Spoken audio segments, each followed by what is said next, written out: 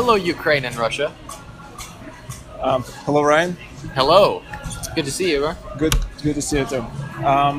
Welcome to America. Thank you. Doing the whole country tour in 3 hours. No, we are in the rush, but not in 3 hours. That's good. It's actually pretty awesome to see you here and to meet you in person, because I was like, I wanted to do that from the first time I began to sell on Amazon, and I'm like, that would be cool to meet up with Ryan. And here I am. He seems like a nice guy, and I'm like, okay, he is a nice guy. I'm actually a jerk. I just play a nice guy on the internet. As we all do. No, we will cut that out. We'll cut it out. I see some pretty terrible YouTube comments that make me think that some people don't play nice people on the internet. What do you think when we said to you like that you were some kind of celebrity in Russia? Well, I hear the women are lovely, so that makes me very happy.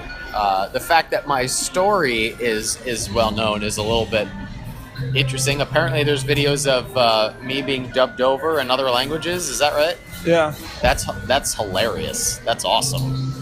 It's kind of weird. I don't really like the idea of being a guru or being I just try to share what I feel people need to hear, and I don't, if people listen, cool. If not, I still feel the need to share it. So the fact that it makes a difference in some people's lives is good news. Okay. Thank you.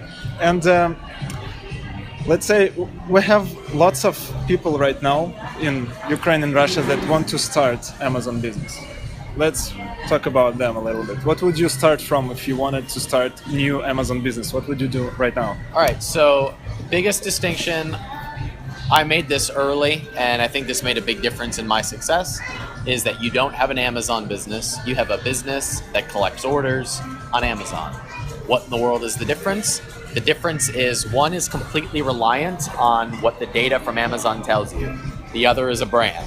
The other is you have customers, you have an audience, and you drive them to wherever you collect the orders.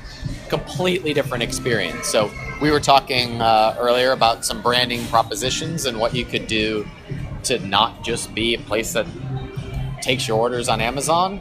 And that 100% of the time, that is what makes you bigger than all the other people are just scrambling for the scraps. And it's a vastly different experience.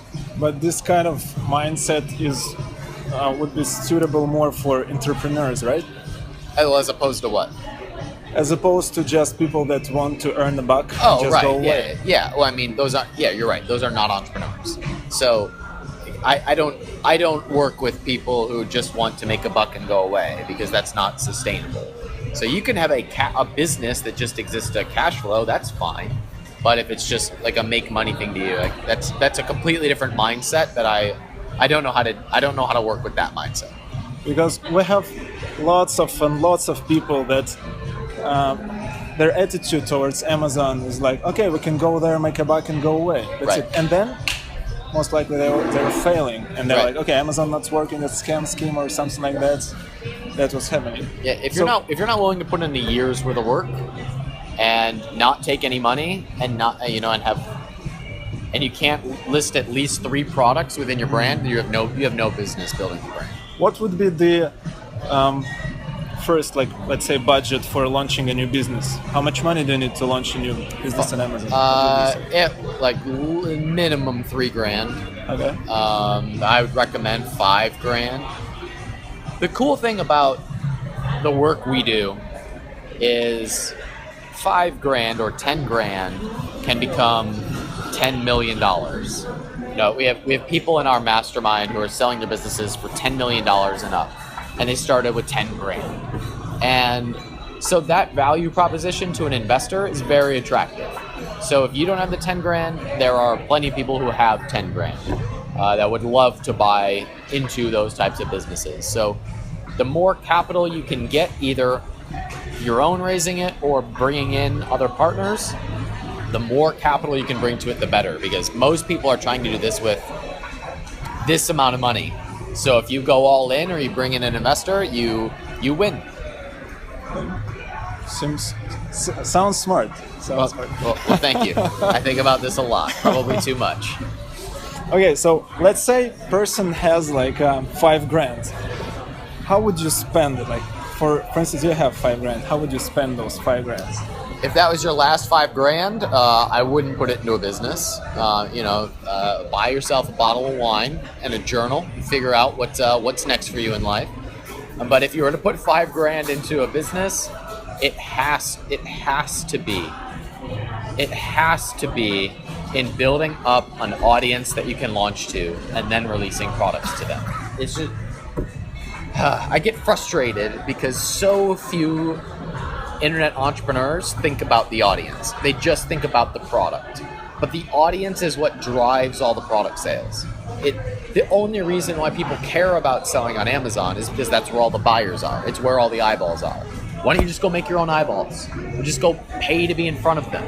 So spend as much as possible to develop the eyeballs and the audience, and then any product you release goes. What would be the first steps to build the audience then? Find out where your ideal customers hang out. Might be YouTube, might be Facebook. Pick one of them. Run ads to them, get them collecting in one place, put content in front of them, boost the post for the audience, and then release your product.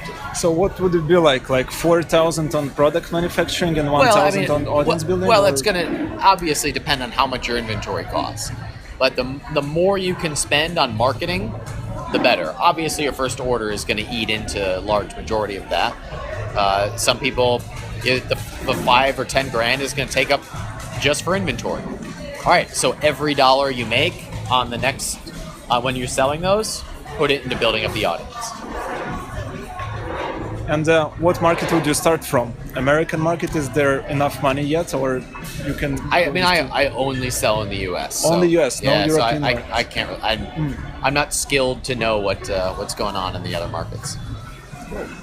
And what do you think about our summer offline Amazon forum event? Or do you want to participate in it? Well, once again, I hear the women are lovely, so this is tempting. I'll tell you what. If the community rallies around this video and there's enough noise, I'd be happy to consider it.